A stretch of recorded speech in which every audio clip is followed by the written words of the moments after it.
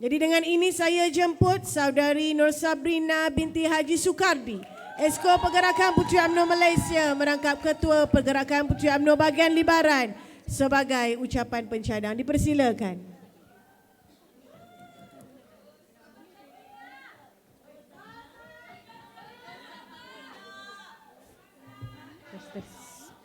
Sabar. Tenang kamu, Bah.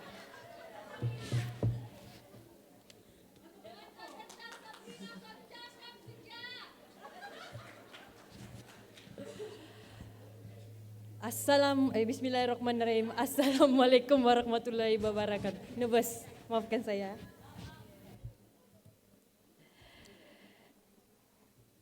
Terima kasih pengurus tetap. Hilang terus ingatanku.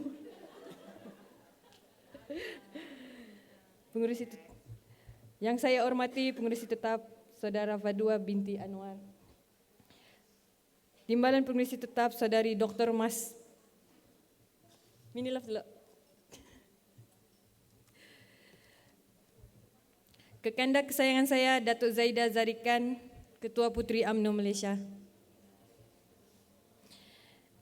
Naib Ketua Puteri UMNO Malaysia, kekanda saya Nur Ahmad Muhammad Fauzi yang lebih dikenali Along.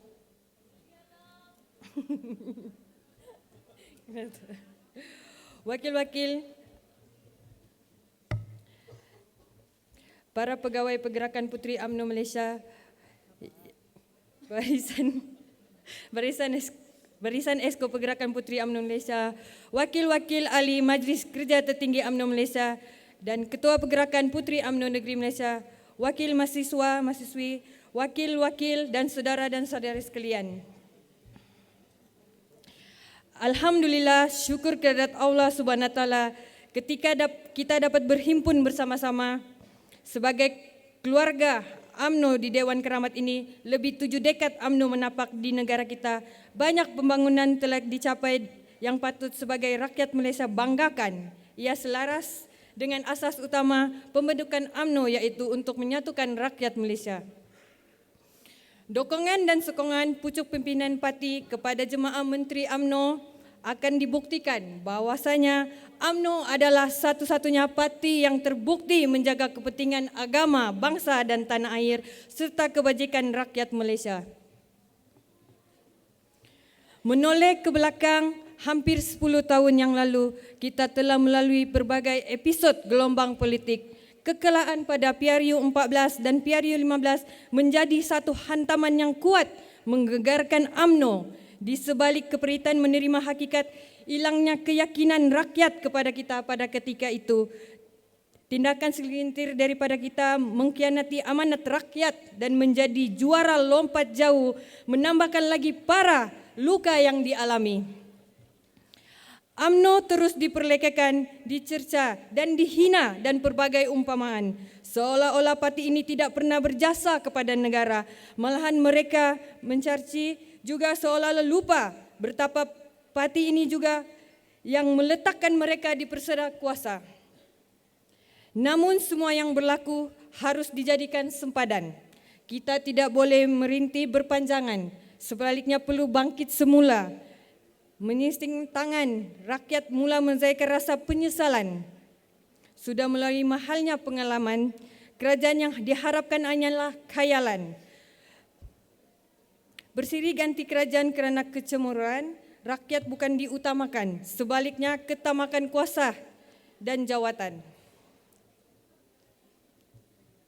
Semestinya kita masih ingat episod kedukaan selepas kekalahan PRU 14. 3 bulan kemudian kita kecundang lagi di dalam 2 PRK. Lebih mengiris hati kita apabila berlakunya pengkhianatan rakyat sendiri di dalam parti. Mereka sanggup mengetepikan perjuangan parti demi kepentingan diri sendiri. Sebelum saya melangkah jauh dalam ucapan ini, saya ingin mengucapkan tahniah kepada Barisan Nasional di seluruh Malaysia kerana berkeringat berkempen di dalam pilihan raya umum ke-15. Biarpun UMNO tewas banyak di beberapa kerusi penting, tetapi semangat setia parti harus diutamakan bagi membentukkan UMNO yang lebih baik menjelang PRU 16. Sahabat putri yang dikasihi, jati diri saya adalah jati diri UMNO. Biarpun UMNO kalah di banyak kerusi, tetapi kita harus sedar, inilah masanya untuk kita terus mempertahankan parti ini, supaya rakyat terus bersama-sama kita menjelang PRU 16. Barang yang lepas janganlah dikenang. Biarpun UMNO ni kalah pada PRU 15 yang lalu, kita harus ambil iktibar dari kekalahan tersebut. Jangan jadikan ia meluntur semangat dan prinsip UMNO di dalam diri kita. Percayalah, yang menang tidak seharusnya menang dan yang kalah tidak seharusnya kalah. UMNO perlu bangkit semula dalam PRU 16 nanti.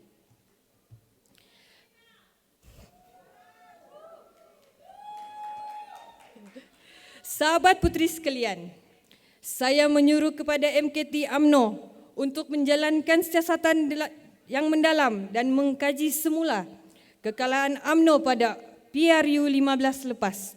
Bukan kita menegakkan benang yang basah, tapi ia memotivasikan kepimpinan UMNO di pelusuk agar kita dapat mengetahui punca kekalahan sebenar.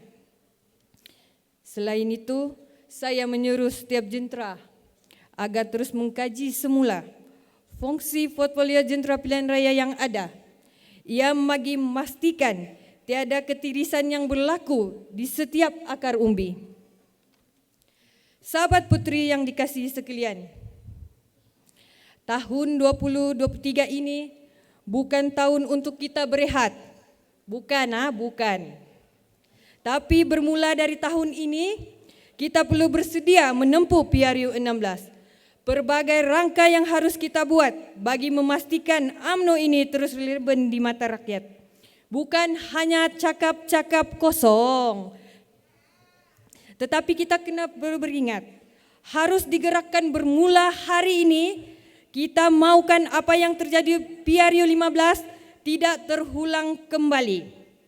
Sahabat putri sekalian, rakyat didambarkan UMNO yang stabil, tapi tidak perlu berpuak-puak.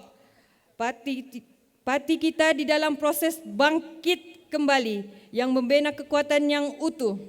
Ini membagi mengelakkan berlakunya perpecahan yang kronik di dalam parti kita. Yang menang akan menjadi arang, yang kalah akan menjadi debu.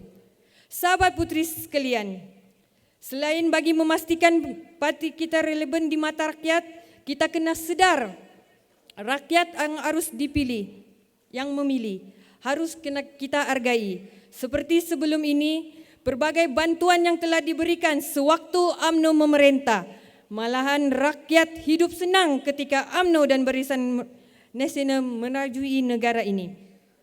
Apa yang saya fikirkan, bukan saja golongan B40 yang patut kita ambil perhatian, tetapi golongan M40 juga yang harus diberi perhatian.